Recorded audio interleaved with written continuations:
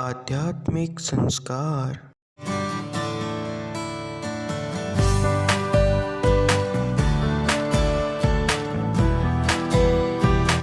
About Almighty Krishna's Bani, who is watching everyone. आध्यात्मिक संस्कार, आध्यात्म के ओर कदम। गीता ज्ञान, श्रीमद् भगवत गीता के 15वां अध्याय। उसके उपरांत श्री कृष्ण भगवान फिर बोले कि हे अर्जुन, आदि पुरुष परमेश्वर रूप मूल वाले और ब्रह्मा रूप मुख्य शाखा वाले जिस संसार रूप पीपल के वृक्ष को अविनाशी कहते हैं तथा जिसके वेद पत्ते कहे गए हैं, उस संसार रूप वृक्ष को जो पुरुष मूल सहित तत्व से जानता है, वह वेद के तात्पर्य का जानने वाला है।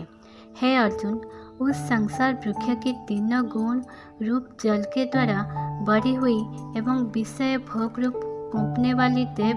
मनुष्य और तिर्यक जोनि रूप शाखाएं नीचे और ऊपर सर्वत्र फैली हुई है तथा मनुष्य जोनि में कर्म के अनुसार बांधने वाली अहंता, ममता और वासना रूप जड़ें भी नीचे और ऊपर सभी लोकों में व्याप्त हो रही है, परंतु इस संसार वृक्ष को स्वरूप जैसा कहा है वैसा यहाँ विचार काल में नहीं पाया जाता है, क्योंकि ना तो इसका आदि है और ना अंत है तथा ना अच्छी प्रकार से स्थिति ही है। इसलिए इस अहंता, ममता और वासना रूप अति दृढ़ मूल वाले संसार रूप पीपल के वृक्ष को दृढ़ वैराग्य रूप शास्त्र द्वारा काटकर उसके उपरांत उस परम पद रूप परमेश्वर को अच्छी प्रकार खोजना चाहिए कि जिसमें गए हुए पुरुष फिर पीछे संसार में नहीं आते हैं और जिस परमेश्वर से यह पुरातन संसार वृक्ष की प्रवृत्ति विस्तार को प्राप्त हुई है, उस ही आदि पुरुष नारायण के मैं शरण हूँ। इस प्रकार दृढ़ निश्चय करके नष्ट हो गया है मान और मोह जिनका तथा जीत लिया है आसक्ति रूप दोष जिनने और परमात्मा के स्वरूप में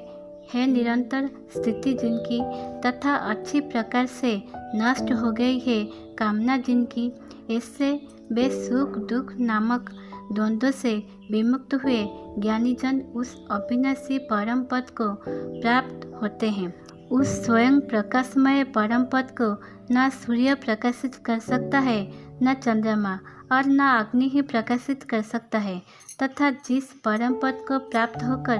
मनुष्य पीछे संसार में नहीं आते हैं, वही मेरा परम धाम है। अर्जुन, इस देह में यह जीवात्मा मेरा ही सनातन अंश है और वही इन त्रिगुणमय माया में स्थित हुई मन सहित पांचों इंद्रियों को आकर्षण करता है। कैसे कि वायु गांठ के स्थान से गांठ को जैसे ग्रहण करके ले जाता है, वैसे ही देहादिकों का स्वामी जीवात्मा भी जिस पहले शरीर को त्यागता है, उससे इन सहित इंद्रियों को ग्रहण करके फिर जिस शरीर को प्राप्त होता है उसमें जाता है। उस शरीर में स्थित हुआ यह जीवात्मा श्रोत्र, चक्षु और त्वचा को तथा रसना, घ्राण और मन को आश्रय करके अर्थात इन सबको सहारे से ही विषय को सेवन करता है, परंतु शरीर छोड़कर जाते हुए को अथवा शरीर में स्थित हुए को और विषय को भोगते हुए को अथवा तीनों गुणों से युक्त हुए को भी अज्ञानी जन नहीं जानते हैं। केवल ज्ञान रूप नेत्र वाले ज्ञानी जन ही तत्व से जानते हैं, क्योंकि योगी जन भी अपने हृदय में स्थित हुए इस आत्मा को यत्न करते हुए ही तत्व से जानते हैं। और जिन्होंने अपने अंतःकरण को शुद्ध नहीं किया है, ऐसे अज्ञानी जन तो यत्न करते हुए भी इस आत्मा को नहीं जानते हैं। हे अर्जुन, जो तेज सूर्य में स्थित हुआ संपूर्ण जगत को प्रकाशित करता है तथा जो तेज चंद्रमा में स्थित है और जो तेज अग्नि में स्थित है, उसको तू मेरा ही तेज जान। और मैं ही पृथ्वी में प्रवेश करके अपनी शक्ति से सब भूतों को धारण करता हूँ और रस स्वरूप अर्थात अमृतमय चंद्रमा होकर संपूर्ण औषधियों को अर्थात वनस्पतियों को पुष्ट करता हूँ तथा मैं ही सब प्राणियों के शरीर में स्थित हुआ वसन और अग्निरूप होकर प्राण और अपान से युक्त हुआ 4 प्रकार के अन्नों को पचाता हूँ और मैं ही सब प्राणियों के हृदय में अंतर्जामी रूप से स्थित हूँ तथा मेरे से ही स्मृति ज्ञान और अपहरण होता है और सब वेदों द्वारा मैं ही जानने के योग्य हूँ तथा वेदांत का कर्ता और वेदों को जानने वाला भी मैं ही हूँ। हे अर्जुन, इस संसार में नाशवान और अविनाशी भी यह 2 प्रकार के पुरुष हैं। उनमें संपूर्ण भूत प्राणियों के शरीर तो नाशवान और जीवात्मा अविनाशी कहा जाता है तथा उन तीनों से उत्तम पुरुष तो अन्य ही की जो तीनों लोकों में प्रवेश करके सबका धारण पोषण करता है एवं अविनाशी परमेश्वर और परमात्मा ऐसे कहा गया है क्योंकि मैं नाशवान जड़बल क्षेत्र से तो सर्वथा अतीत हूँ और माया में स्थित अविनाशी जीवात्मा से भी उत्तम हूँ। इसलिए लोक में और वेद में भी पुरुषोत्तम नाम से प्रसिद्ध हूँ। हे भारत, इस प्रकार तत्व से जो ज्ञानी पुरुष मेरे को पुरुषोत्तम जानता है वह सर्वज्ञ पुरुष सब प्रकार से निरंतर मुझ वासुदेव परमेश्वर को ही भजता है। हे निष्पाप अर्जुन, ऐसे यह अति रहस्ययुक्त गोपनीय शास्त्र मेरे द्वारा कहा गया। इसको तत्व से जानकर मनुष्य ज्ञानवान और कृतार्थ हो जाता है अर्थात उसको और कुछ भी करना शेष नहीं रहता। इस अध्याय में भगवान ने अपना परम गोपनीय प्रभाव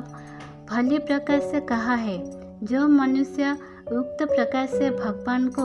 सर्वोत्तम समझ लेता है फिर उसको मन एक क्षण भी भगवान के चिंतन का त्याग नहीं कर सकता क्योंकि जिस वस्तु को मनुष्य उत्तम समझता है उसी में उसका प्रेम होता है और जिसमें प्रेम होता है उसी का चिंतन होता है। अतएव सबका मुख्य कर्तव्य है कि भगवान के परम गोपनीय प्रभाव को